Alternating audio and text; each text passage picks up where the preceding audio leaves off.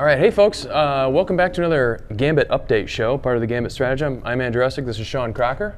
We're going to be talking about some goings on within the gym and fitness in general, starting with what we've been calling our competition update. We're in the midst of fresh out of the open into the quarterfinals, and we talked about this a little bit in the last episode, but as a kind of how the quarterfinals works is it's another preamble to the first in-person competition, which would be the semifinal. So athletes that qualify the top 10% of the open. Yeah, in each country, or each region, I guess. Yeah, 10% of the open in each region progress onto the quarterfinals, which is another online competition, which we had 3 days to complete 5 different workouts with different submission times. So we had kind of a submission 1 on Friday, submission 2 on Saturday afternoon, and submission 3 on Sunday. And so we've just wrapped that up. It is currently Sunday afternoon. Everyone's scores are completed, so we kind of want to talk about that briefly, mention a couple notable accomplishments and athletes there. Just giving props out to, we had 12 total athletes. Yeah, I know we had 2 that were 2 out of town. So I think that kind of brings us down to about 10 total in person, like in gym doing the workouts. A lot of really, really good victories, a lot of strong performances for sure. I think starting off today, Brian Sullivan went in and redid workout number 5 after missing 1 rep by the time cap.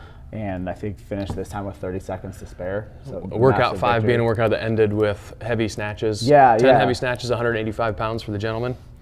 That's pretty great. Snatching's not necessarily a strong suit of his.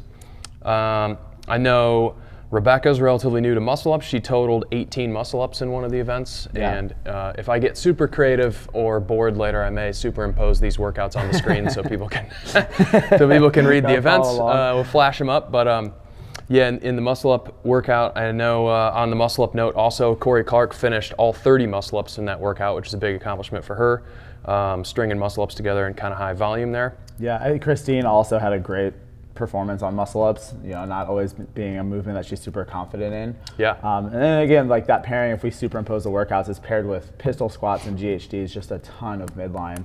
Yep. Not things that make muscle ups any easier by any means. But if you have spent some time in Gambit, you will notice we have 10 sets of rings hanging here, so you will continue to see muscle ups. Now we've kind of settled in this building a little bit, and we have 10 sets of rings that kind of I think are going to live here. You're going to see those, and you have ample opportunity to improve your skills on those. Sticking with muscle ups, Shawn got through all 30. I did. Which is a big accomplishment for you as well, finishing that workout. 100%. Yeah. How did that? Are you, as an aside, are you pretty happy with your own performance in the quarterfinals? Yeah. Oh yeah. I did not feel great about my open performance. I mean, obviously, like I passed through the top 10% a little bit by the skin of my teeth.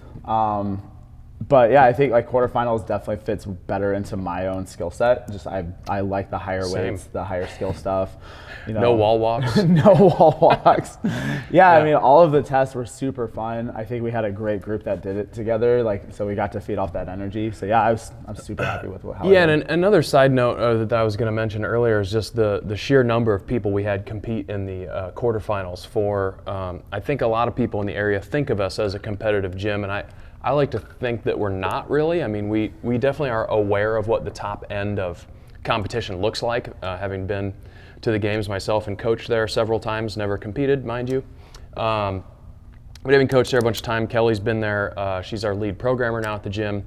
And we'll get more into that later because our primary topic for the day is kind of programming within the gym and how we base that around the game season. But just shout out in general to those of you that are maybe new to CrossFit or this has been your only CrossFit gym ever. It's not really typical for gyms to have 10 or 12 dozen athletes competing at this stage of competition. So that's why we're here giving props to everybody. So back to it, moving along, Sarah Burch completed 19 of those deficit handstand push-ups, which again, kind of taller, longer athlete. Handstand push-ups are not going to be a strong suit of hers, let alone 2-inch deficit handstand push-ups. As someone built pretty proportionally to Sarah, it was not not the best workout. John Gramlich, a really strong athlete, and unfortunately last week battling a bit of a stomach virus, still came in to lift pretty significant lifts. Yeah. Do you recall what he hit? I want to say it was 325 in the clean. I want to say 315 in the bench and maybe 275 in the overhead squat. Yeah. Yeah, I think those all sound accurate or close enough. And the thing is, overhead squat's not a movement we necessarily see a lot of in the regular classes, especially like a 1 rep max kind of format. Yeah, that heavy stuff is. Yeah, so the trickiest part for those that don't know is kind of just getting the bar overhead and safely bringing it back down. You know, right. Popping it from back rack. That was something that Rebecca mentioned. She came to me and said, "How do I put this bar overhead?" You know, so the fact that some of these athletes are putting up respectable numbers, that super heavy overhead squat is just kind of again, we can touch more on when we get to the programming of the gym topic, but it's just not something that most people need to be doing all the time. Is that super heavy overhead squat. We love the overhead squat as a movement, but relatively light to moderate weight, something you can pick up easily, power snatch, pop overhead. Yeah, definitely not like a brute strength movement. And because we're still kind of in the gray area of score submissions and whatnot, I don't like to jinx anybody by talking too specifically about their scores, but Joel and Kelly kind of being the front runners of our competition scene, both did extremely well. Joel's focus maybe shifting with his sights, maybe on an opportunity to go individual this year. We had sent a team last year, but I think that will probably, the team will continue to be kind of our primary focus, but we'll kind of see how things shake out. For sure. And as well, Clayton just kind of coming along for the ride for the training season. Ended up putting some phenomenal performances in, beating all the other male athletes on a couple occasions. In I mean, I don't think Clay doesn't have just one bright spot. I think just the entirety of his quarterfinals was a huge bright spot, right? Like, knocking pistols out of the park, being something he has just been working diligently on week after week. I think PR'd all 3 of his lifts. I mean, just hit the ball out of the park. Yeah, and for example, I think Clay had 2 PR'd his clean twice in that lifting session. Joel PR'd his clean 3 times, I believe. I think he was actually confused when he was standing up one of the lifts. You know, and that's kind of the cool part about the whole thing is it's very atypical for people that aren't super familiar with this CrossFit as a sport. It's very atypical for one individual to just kind of set out, do some programming within a gym or on their own, and have a lot of success with it. You need a group like that, and that's why you do see people like Clayton who jump in and kind of maybe, obviously I shouldn't say he had no aspirations of going too far, because he was a definite possibility for our team roster all along, but kind of throwing his hat in the ring and coming along for the ride, ends up getting some huge numbers out of it. So that's what we're kind of seeing out of everybody, and it's really kind of segueing into our discussion of programming.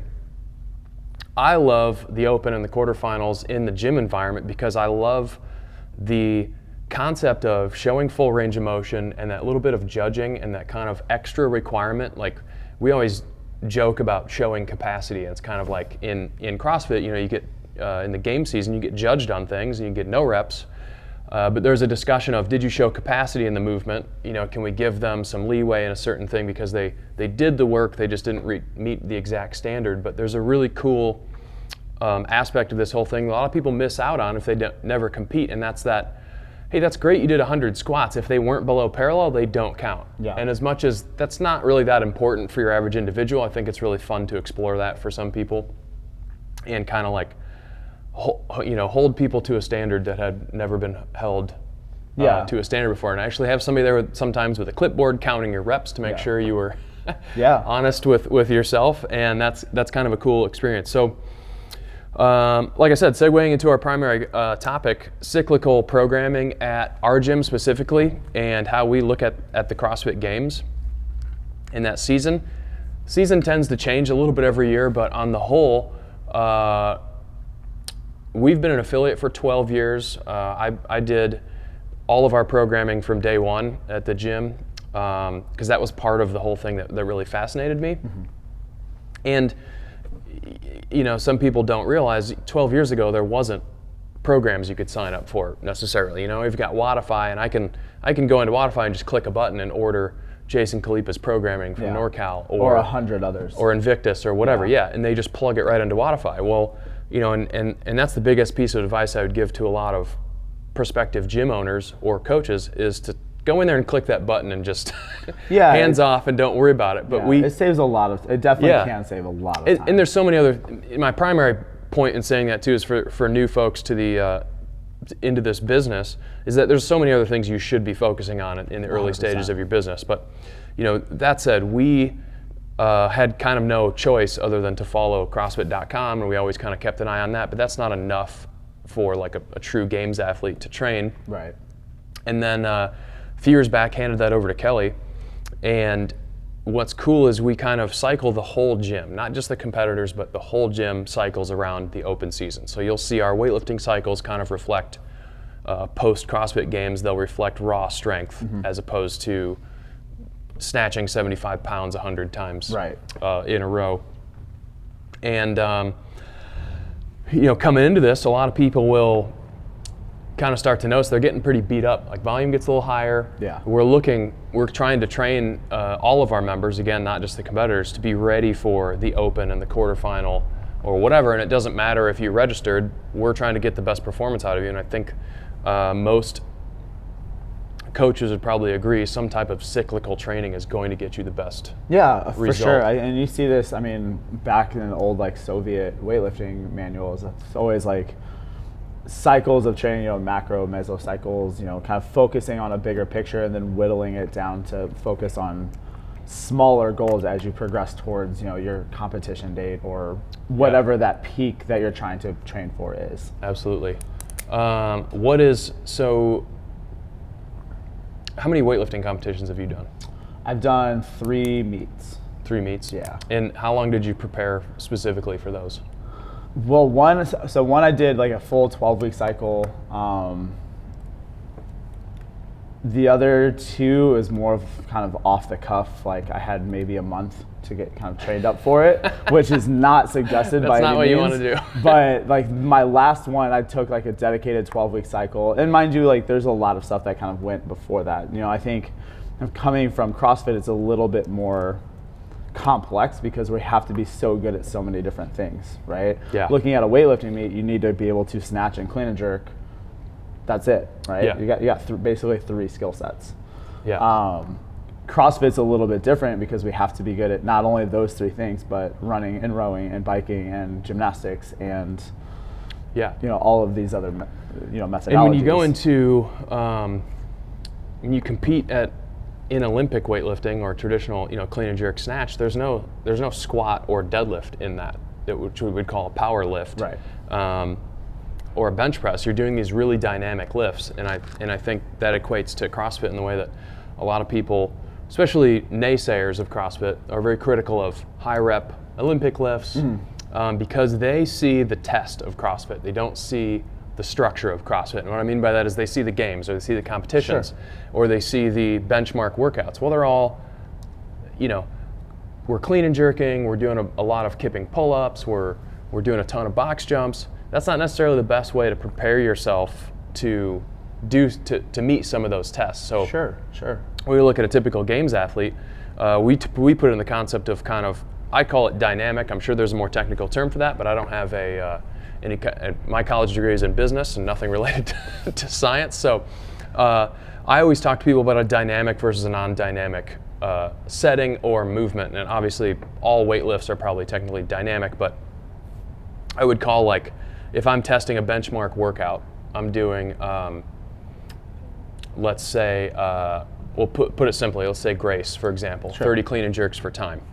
It's a very dynamic setting. If I'm trying to nurse a tweak in a shoulder, or I want to build raw pushing power, to push a barbell overhead, Grace is not necessarily a tool that's going to get me more raw pushing power. We need to train a strict press and a dumbbell press and some of those things. So our season is going to, or our cyclical year is going to start to look like we get through the games and we're going to dial everything back to some of those foundational lifts, some corrective exercises. We're going to slow things down a little bit. You'll see some more strength stuff along with our classes. That's what I would call non-dynamic. It's a set of 5x5, 5 sets of 5 squats or lunges with load, or something where we're not necessarily concerned about the clock or necessarily even the total amount of weight we're lifting. We're just concerned about strengthening a muscle group or movement quality. Yeah, improving movement quality. And then we kind of start to ramp back up into those super dynamic movements and heading into the open season. And my favorite example of that is the pull-up. So I'm sure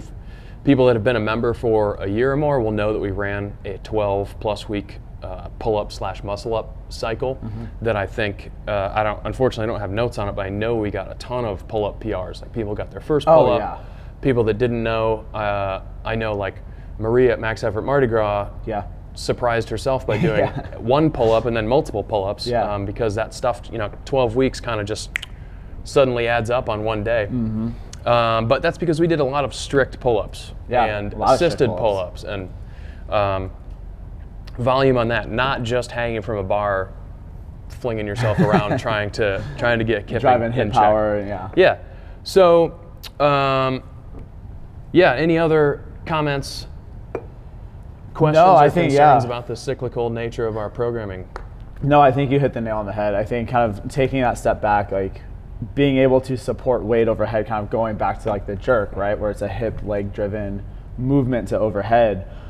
What's going to happen if you don't have the strength and stability to support this max load? Well, you get there by going through your pressing, your strict shoulder press, your push press, maybe even some bench pressing, working on kind of shoulder stability, core strength.